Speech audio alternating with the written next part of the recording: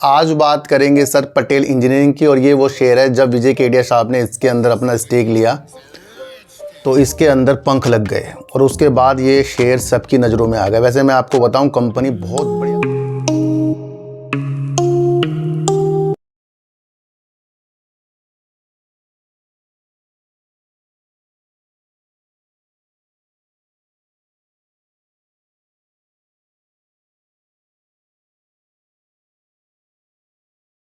नमस्कार, मैं स्वागत करता हूं आपका अपने ही चैनल पर जिसका नाम है सार्थक बाजार से। आज बात करेंगे सर पटेल इंजीनियरिंग की। और ये वो शेयर है जब विजय केडिया साहब ने इसके अंदर अपना स्टेक लिया तो इसके अंदर पंख लग गए और उसके बाद ये शेयर सबकी नज़रों में आ गया। वैसे मैं आपको बताऊं, कंपनी बहुत बढ़िया वर्क करती है।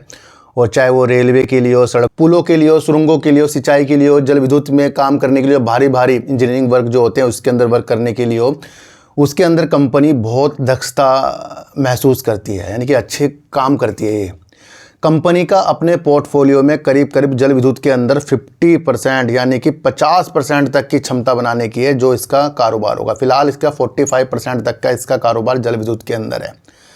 आने वाली दिशा आपको देखने को मिल रही है। एनएचपीसी किस भागा दौड़ में लग रही है और वो अपनी परियोजना को चालू करने की स्थितियों के साथ एनएचपीसी आगे बढ़ रहा है। और उसकी भी कोई परियोजना में ये पटेल इंजीनियरिंग है जो वर्क कर रहा है।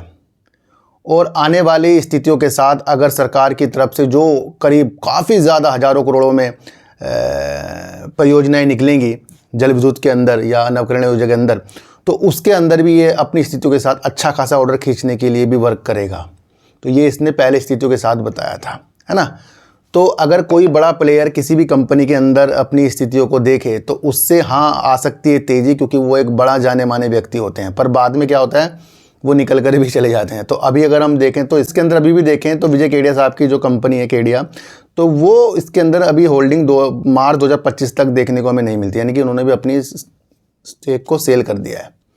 तो अब हम समझेंगे कंपनी के बारे में, कंपनी करती क्या है, क्या कंपनी के वजूद है। देखो सर, मैं आपको चीज़ें के बारे में बताऊं तो पटेल इंजीनियरिंग लिमिटेड एक प्रमुख सिविल निर्माण और बुनियादी ढांचा कंपनी है। यह मुख्य रूप से बांधों, सुरंगों, सिंचाई परियोजनाओं, राजमार्गों, सड़कों, पुलों, रेलवे और रिफाइनरियों के निर्माण में शामिल है।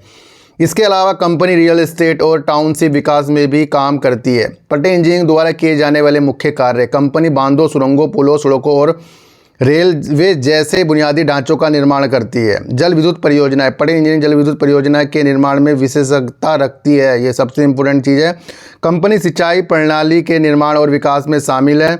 और अगर हम स्थिति को और समझें तो पटेल इंजीनियरिंग माइक्रो टनलिंग, छोटी सुरंगों के निर्माण में भी काम करती है। 31 मार्च 2025 तक पटेल इंजीनियरिंग के पास करीब करीब 15,218 करोड़ की ऑर्डर बुक है और लगभग 2500 करोड़ के ऑर्डर L1 घोषित किए गए हैं या बाद में प्राप्त हुए हैं। इस तरीके से एक न्यूज़ निकल कर आई है।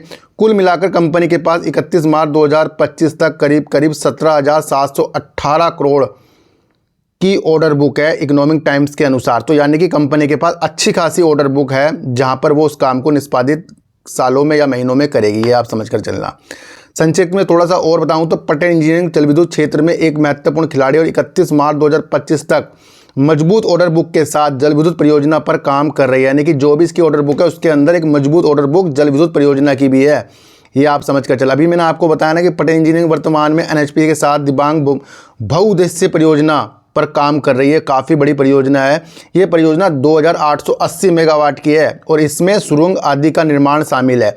तो ये वो कंपनी है कि जिस कंपनी के वजूद के लिए काम कर रही है वो एनएचपीसी है।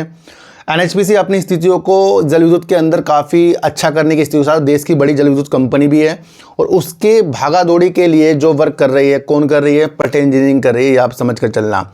एक और कंपनी वर्क कर रही है जो पटेल इंजीनियरिंग एनएचपीसी के साथ तीसरा पर भी काम कर रही है, जो सिक्किम में प्रस्तावित परियोजना स्थल से लगभग 30 किलोमीटर दूर है। यानी कि एक और परियोजना में एनएचपीसी के साथ ये वर्क कर रही है। तो सर एक चीज़ मैं आपको और बताऊं, 25 अप्रैल 2025 की ये न्यूज़ है। इसे समझना हमें बहुत ज़रूरी है क्योंकि अप्रैल अभी गया है और जो भी इसे वर्क मिला है ये अगले सालों में इसको पूरा करेगा। तो इसलिए हमें समझना चाहिए कि पटेल इंजीनियरिंग को 2036 करोड़ रुपये की 2 बुनियादी ढांचा परियोजना मिली। कार्य के दायरे में सिविल और संबंध बुनियादी ढांचे के निर्माण कार्य, हाइड्रो मैकेनिकल संयंत्र का परीक्षण और कमीशनिंग शामिल है। ये न्यूज़ क्यों बता रहा हूँ? क्योंकि अभी हाल ही की न्यूज़ है और ये इसे निष्पादित करने में साल लग जाएंगे। तो इसलिए ये भी हमें समझना है कि काफ़ी बड़ा ऑर्डर इसे 25 अप्रैल को भी मिल चुका है। दूसरा, इंजीनियरिंग को वित्त वर्ष 2026 में 12,000 करोड़ रुपए के नए ऑर्डर मिलने की उम्मीद है। बुनियादी ढांचा कंपनी ने वित्त वर्ष 26 में 50,000 करोड़ रुपए की परियोजना के लिए बोली लगाने की योजना बनाई है, जो देश के अंदर लगेगी, जिसमें 18 से 20% की सफलता दर अपेक्षित है, यानी कि 12,000 करोड़ रुपए तक की ये जीतने की उम्मीद बता रहा है। ये 17 मई 2025 की न्यूज़ है, इस न्यूज़ को आप समझ कर चलना। तो सर, कंपनी ने वित्त वर्ष 2026 में 50,000 करोड़ रुपए की परियोजना के लिए बोली लगाने की योजना बनाई है, जिसकी सफलता दर 18 से 20% रहने की उम्मीद है। उसे बोली से 10,000 करोड़ रुपए के ऑर्डर मिलने की उम्मीद है। ये भी मैंने आपको बताया ना। अच्छा, ये सारी स्थिति आपको समझ में आ गई कि पटेल इंजीनियरिंग अच्छा वर्क करती है। सुरंग हो, बांध हो, सिंचाई हो, सड़क हो, रेलवे के लिए वर्क हो, तो बढ़िया वर्क ये कंपनी करती है और खासकर जल विद्युत के अंदर ये अपनी स्थिति को बहुत बेहतर करने की आगे ले बढ़ेगी। तो यहाँ से कंपनी की सारे वजूद बिल्कुल बेस्ट है। अब हम कंपनी का फंडामेंटल चेक करेंगे। अगर कंपनी का हाई देखें तो 70 रुपये करीब का, और लोअर कंपनी का देखें तो करीब 33 रुपये करीब का लोअर। कंपनी डिविडेंड बिल्कुल भी नहीं देती है। अब हम स्थितियों को और समझे तो मार्च 2024 में कंपनी ने 1,343 करोड़ की सेल कर दी थी, 140 करोड़ का कंपनी ने प्रॉफिट कर दिया था। कंपनी ने अपनी सेल को बढ़ाकर मार्च 2025 में 1,612 करोड़ की सेल कर दी और करीब 38 करोड़ का कंपनी ने प्रॉफिट कर दिया। रिजर्व भी कंपनी के पास बढ़ रहा है, जो करीब 3,700 करोड़ का रिजर्व है। और अगर हम कंपनी का उधार देखें तो कंपनी के पास उधार करीब 1,615 करोड़ का कंपनी के पास उधार है। प्रमोटर की अगर हम कंपनी के अंदर बात करें तो 36.11% के कंपनी के अंदर प्रमोटर हैं। एफआईज की अगर हम बात करें 5.01% एफआईज हैं, और डीआईज की अगर हम बात करें तो 4.70% है, और पब्लिक की अगर हम बात करें तो 49.80% है, और अदर कंपनी के अंदर 4.39% है। और इसके अंदर विजय केडिया की साहब की होल्डिंग नहीं है मार्च 2025 तक। तो कंपनी के अगर हम फंडामेंटल चेक कर रहे हैं, सही निकल रहा है। कंपनी जिस तरीके से जल विद्युत के अंदर अपनी 50% तक की ऑर्डर बुक के साथ आगे बढ़ेगी या उतना काम करेगी, वो बेस्ट है। और बड़ी बड़ी परियोजना के लिए जो कंपनी वर्क करती है, तो एक अच्छा खासी कंपनी पटेल इंजीनियरिंग है। पर यहाँ से खरीदने बेचने की नीतियाँ नहीं समझना है, कंपनी वर्क क्या करती है ये आज हमें समझने का मौका मिला है। तो सर, आज की वीडियो आपको कैसी लगी एक बार मुझे जरूर बताना। मेरा कोई टेलीग्राम, कोई व्हाट्सएप ग्रुप बिल्कुल भी नहीं है, और ना ही आज तक मैंने बनाया।